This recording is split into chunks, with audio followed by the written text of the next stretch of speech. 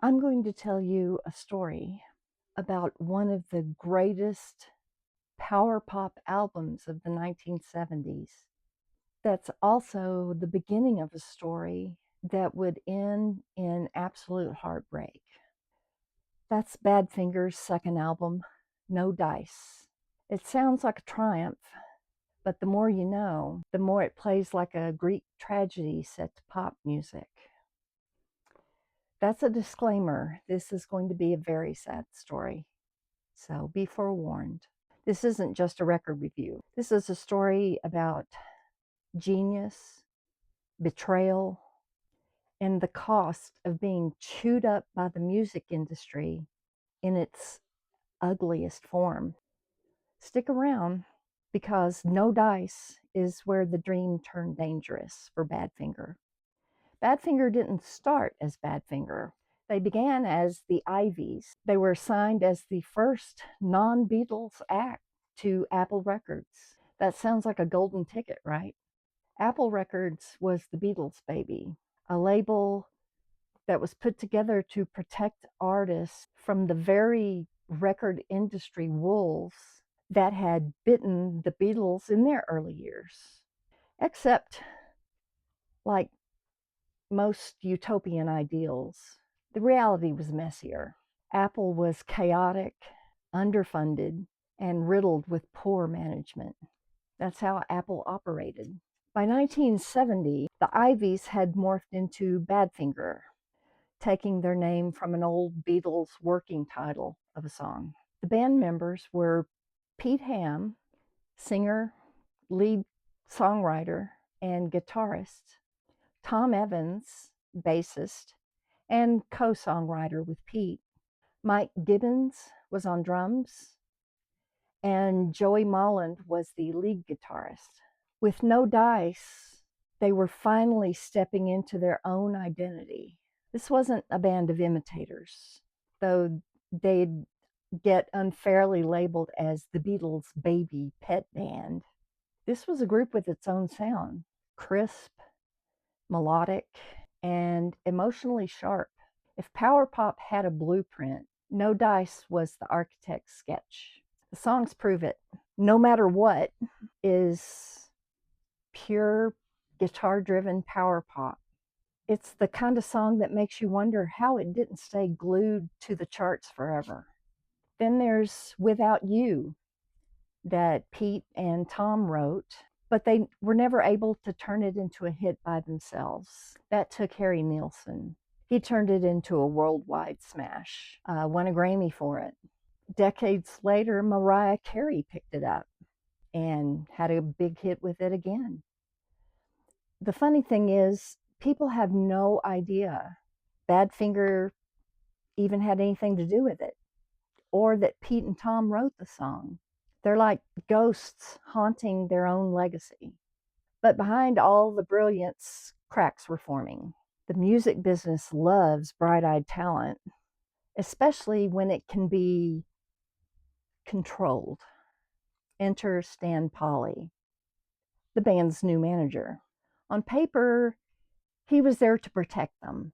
In reality, he siphoned all their profit away, all their record royalties, all their songwriting and publishing royalties. Stan took it all. While the band was making hit records, their bank accounts were always mysteriously empty. The band guys lived on a per diem, a not very big per diem. A per diem is money your management gives you for food and living expenses every day. Imagine writing huge hit records that define a musical genre and a generation, and having to bum money for a ride to the studio. Here's the problem. No Dice should have been the record that secured their future. Instead, it became the first act in this Greek tragedy. The industry saw them not as artists, but as assets. An age-old story in show business. And so, like many assets, they were stripped, flipped, and discarded. As the years went on, the hits kept coming. Day After Day, Baby Blue, which was in the finale of Breaking Bad on TV. But the financial stranglehold of Stan Polly just tightened. By the mid 70s, the dream had collapsed into lawsuits, unpaid royalties, and despair. Pete Ham, the heart and soul of Badfinger, and an incredibly talented man, took his own life in 1975 at the age of 27. His only daughter was born a month later. Pete was in despair because he didn't have any money to support his family. He saw all his money going around him, but none of it ever got to him. Of course, this put the band into despair. They broke up, and Tom Evans, especially, he was Pete's best friend, and he was absolutely devastated when Pete died. 8 years later, Tom took his own life as well. Two brilliant musicians gone, leaving behind all these joyous songs that were born from suffering. And that's why No Dice feels so haunting. You hear the shimmer of possibility in every track. It's the sound of a band on the edge of greatness, standing on a trap door that they didn't know was about to open. The irony is brutal. Their music was about love, hope, and resilience, while their real lives were crushed by greed and betrayal. The key moment of No Dice isn't just a song, it's what it represents, the cruel bargain of the music industry. You can write melodies that will outlive you, but that doesn't mean the industry will let you live long enough to enjoy them. Badfinger should have been the next huge, great British band. Instead, they became a warning, a sad story. And it's hard to listen to any Badfinger album without that knowledge tainting it. But they wrote such wonderful songs. Please check them out if you haven't heard them.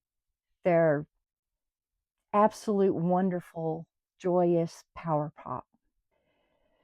If you know Badfinger, what's your favorite song from No Dice? Or what's your favorite Badfinger song in general? Leave it in the comments. Thanks for listening to this sad story. It's a cautionary tale because artists go into show business with great ideas. They know what they have is top quality and they're going to make people happy with it. And if they're not really careful or don't know business, they get horribly abused by the music industry. So, thanks for watching. If you resonate or found this content interesting,